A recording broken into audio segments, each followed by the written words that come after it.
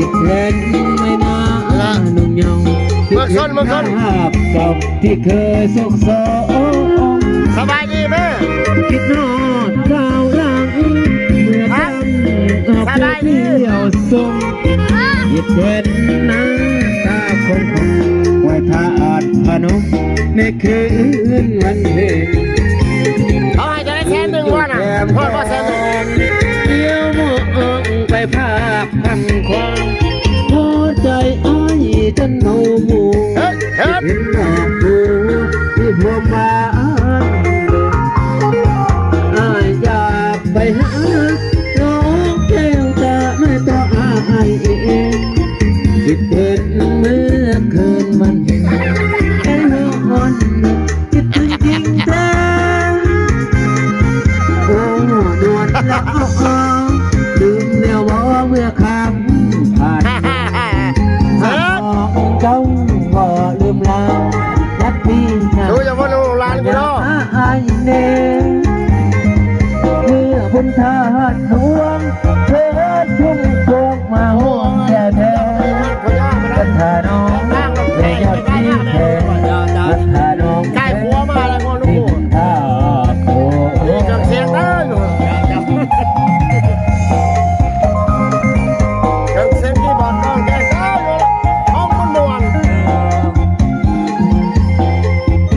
นี่พี่น้องให้เป็น FC เลยเด้อจักบาทเด้อนี่ลูกหลานนี่แหละฝากแน่ฝากซ่องน้ำแน่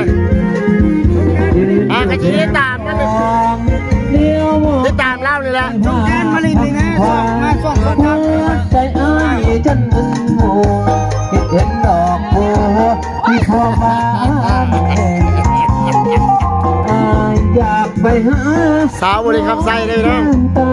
ยน่าหันเลยนายผู้บ่าวเราอยู่ยอกก่อนอันนี้นะผู้สาวงามสบายดีไหมเห็นรถแล้วบางตู้บางส้นภาษาลาวเขาไปแล้วยูทูบ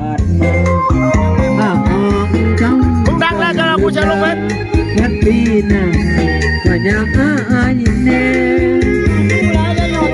หุ่นทาตัวเธอ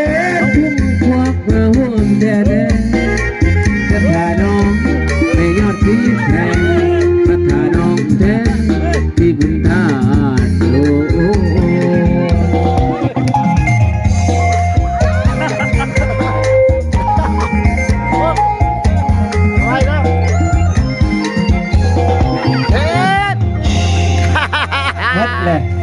เมื่อไหร่วะ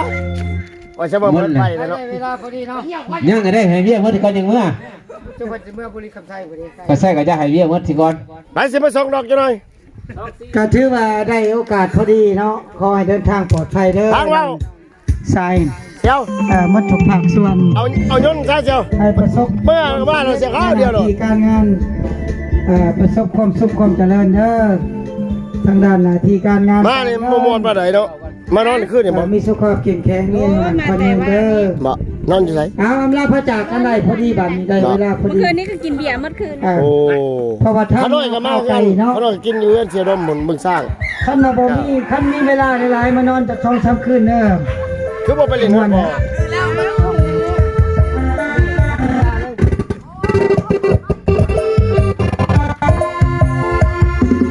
จากกันไป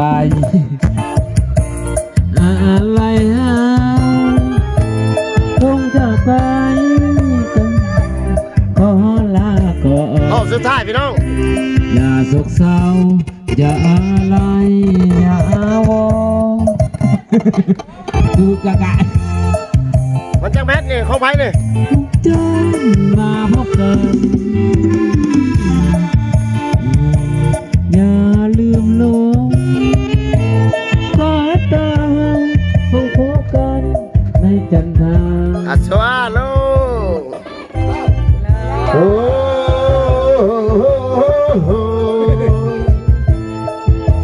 ลาขอลาเมื่อนอนเด้อโอ้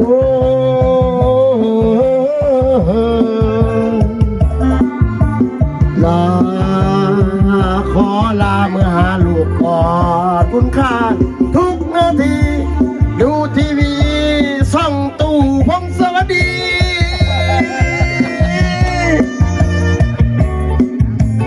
สวดๆพี่น้องเพื่อได้การมีความสุขหักแพงแบ่งปันความหักความแพงเนาะถึงจิตถึงใจเด้อสาวหน่อยสาวใหญ่ทั้งหลายเด้อได้การมีความสุขเนาะที่บ้านขออภัยเนาะมาซ่ากับใครแน่กันดีกว่าผมมาแล้วนี่จะจำหน่ายเห็นตากันเลยพี่น้องอย่าจะไม่มีเงินได้เสียบตาเลยเอาไปย่ำน้องประตูรถประตูลงบาทเดียวรถ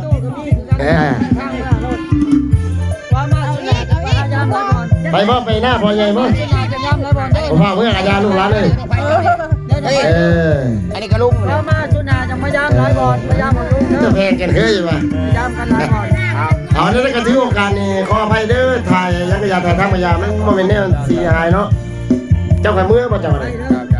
เอามาทำกันยังไง มาทำกันแล้ว ผมมีคนจะค้นได้อยู่นี่เห็นจ่ายค่าปันนี่ได้บักรอบนี่ก็เสียเนาะ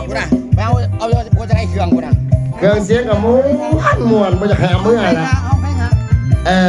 กูเช่าไว้ที่ไหนให้กูเอาถ่ายเอา ขอลา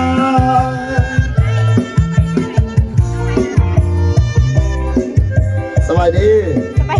ติดตามช่องพ่อแน่ลูกหลานกันเลย